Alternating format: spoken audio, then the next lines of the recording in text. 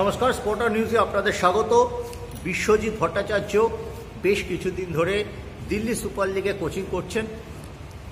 শনিবার দিন তিনি জীবনকৃতি সম্মান পাচ্ছেন একটি মিডিয়া হাউসের জন্য, তাই তিনি কলকাতায়। আর সাদার্ন স্পোর্টসের রবীন্দ্র সরোবরে আমরা আছি তার সাথে। বিশ্বজিৎ দা, স্পোর্টার নিউজে তোমাদের স্বাগত। আমি জয় চৌধুরী। বিশ্বজিৎ দা, তোমার চেহারা বেশ কিছুটা পরিবর্তন হয়েছে দেখছি, ওজন কিছুটা কমিয়েছ, কি ব্যাপার? অ্যাকচুয়ালি খুব রেস্ট্রিক্টেড লাইফ লিড করি, দিল্লিতে যাই, প্র্যাকটিস করাই এবং দুবেলা করে প্র্যাকটিস হয়, ছেলেদের সঙ্গে থাকি এবং কিছু কিছু টাইমে জিমেও যাই নিজের পার্সোনাল ক্যালোরি বার্ন করার জন্য। তো এই করে আর কি মেনটেন করতে হয়, কেননা স্পোর্টসের ভেতরে থাকতে গেলে, বেশি থাকতে গেলে নিজের শরীর যদি ঠিক না থাকে তো ন্যাচারালি কোচিং করাটা is very difficult. For that reason আর কি এই চেয়ারা। তুমি এমন একটা জায়গায় এসেছো, তখনই মোহনবাগান একটা ইতিহাসের সামনে দাঁড়িয়ে আছে।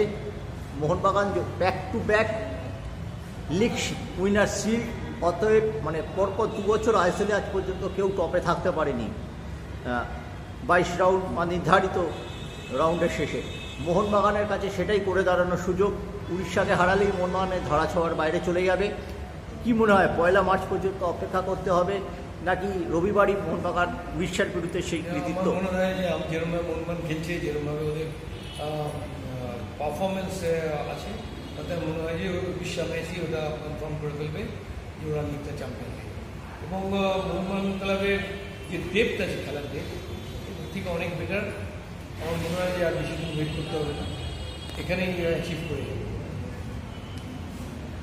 মোহনবাগানের এই ঈর্ষণীয় সাফল্যের কারণ কি? একটু আগে একটা আলোচনা হচ্ছিল তোমার সাথে, তুমি সম্পূর্ণ অন্য আঙ্গিকে ব্যাপারটা বিচার করলে। অ্যাকচুয়ালি মোহনবাগান ক্লাব বেশ কিছুদিন ধরে একই প্লেয়ার, বেশ কিছু প্লেয়ার, 8 থেকে 12টা প্লেয়ার, 15টা প্লেয়ার একই ফরমেশনে খেলে যাচ্ছে। এবার তার সঙ্গে যে প্লেয়ারগুলো রিক্রুট হচ্ছে, কোয়ালিফাইড প্লেয়ার আছে এবং তারা খুব তাড়াতাড়ি অ্যাডপ্ট করে যাচ্ছে।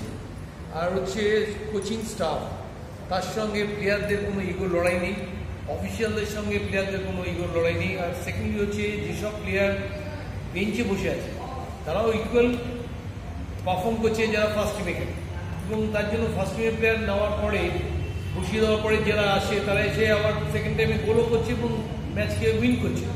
ন্যাচারালি ওদের কাছে এই ইগোটা নেই যে খেলুক, টিম জিতলেই হলো। সেই পারফরমেন্সের জন্য ওরা, আমার মনে হয় যে টিমের রেসার্চ আর মলিনও খুব ভালোভাবে এটাকে ট্যাকেল করছে। মানে একটা ম্যান ম্যানেজমেন্টটা খুব ভালো, এবং তিনি এই যে একটা সুপার সাইড দলে একটা ইগোর প্রবলেম দেখা যায়, যেটা 79-এ আমরা ইস্ট বেঙ্গল ক্লাবে দেখেছিলাম। গুরদেব মঞ্জিতদের সঙ্গে ভাস্কর দা, সুরজিৎ দার একটা ইগোর লড়াই এখানে একটা হতে পারতো।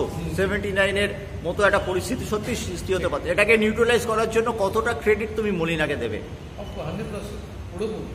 প্রথমটা ফেডারেশন কাপটা হেরে যাওয়ার পরে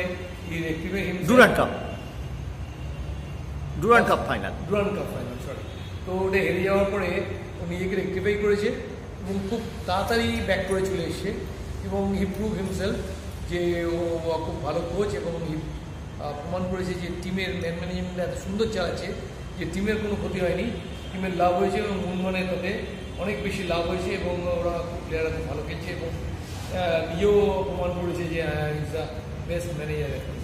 বিশুদা, এই যে মোহনবাগান একটা ঈর্ষণীয় সাফল্যের কাজ সামনে দাঁড়িয়ে আছে, এখানে যদি 3-4 জন প্লেয়ারকে তোমাকে বেছে নিতে বলা হয়, সেটা আমি জানি একটু কষ্টসাধ্য, কারণ মোহনবাগান অনেক ক্ষেত্রে একটা টিম গেম খেলার চেষ্টা করেছে। তবুও সেই কথা মনে রেখেও যদি বলি, কারণ প্রায় 50 বছর ফুটবলের সাথে তোমার যোগাযোগ, যে এরকমভাবে না বলেই হলো। কেননা দেখবেন যে লাস্ট 25 মিনিট যারা খেলে তারা দেখেন যা পারফর্ম করে, তাতে মনে হয় ফার্স্ট টিমে যারা খেলে তারা খেলতে দেয়। ন্যাচারালি ওদের রিজার্ভ বেঞ্চটা এত ভালো যে এরকমভাবে পার্টিকুলারলি বলা যাবে না এই কটা প্লেয়ারের জন্য হয়েছে। তবে আমি একটা বলতে পারি যে really Minder is a very good player এবং ও প্রুভ করেছে যত ফরেনার, যত প্লেয়ার খেলছে, এই ইন্ডিয়ান ছেলে হলে কী হবে, he is the one of the best. আমার খুব ভালো লেগেছে এবং আমার মনে হয় যে he is the best player. ওর প্রচুর অবদান আছে মোহনবাগানের এই জায়গায় আসা। আদার্স আমি সকলকে বলছি না এই কারণে যে আমার মনে হয় যে একজনকে বললে আরেকজনকে ছোটো করা হবে। ইকুয়ালি ইচ অ্যান্ড এভরিবডি, ওই টিমে 17-18টা প্লেয়ার আছে যারা ইকুয়ালি সেম ক্যাটাগরি। এটা বলা is a very difficult. Orissa কিন্তু বোগে টিম, অনেকবার মোহনবাগানের সঙ্গে ঝামেলায় ফেলে দিয়েছে। একটা ঐতিহাসিক ম্যাচ হয়েছিল যেখানে 7 জন কার্ড দেখেছিল 2 মরশুম আগে, এবং অমরিন্দর সিং এবং হুগো বোমাস গত মরশুমে মোহনবাগানে ছিল, তাকে মোহনবাগান মরশুমে বসিয়ে দেয়, ডিরেজিস্ট্রেশন করে। তাদের এই যে রাগ, তার বহিঃপ্রকাশ কি রবিবার নিশ্চয়ই থাকবে। মোহনবাগান যে কম্বাইন্ড ফুটবল খেলে, যে অ্যাটাকিং ফুটবল করে, ডিফেন্সিভ অর্গানাইজেশন যেরকম, তাতে উড়িষ্যার বিট করা ডিফিকাল্ট আমার মনে হয়। খুব ইজি ম্যাচটা হবে, মোহনবাগান জিতবে এবং সেদিনকেই কনফার্ম করবে লিগটা চ্যাম্পিয়ন।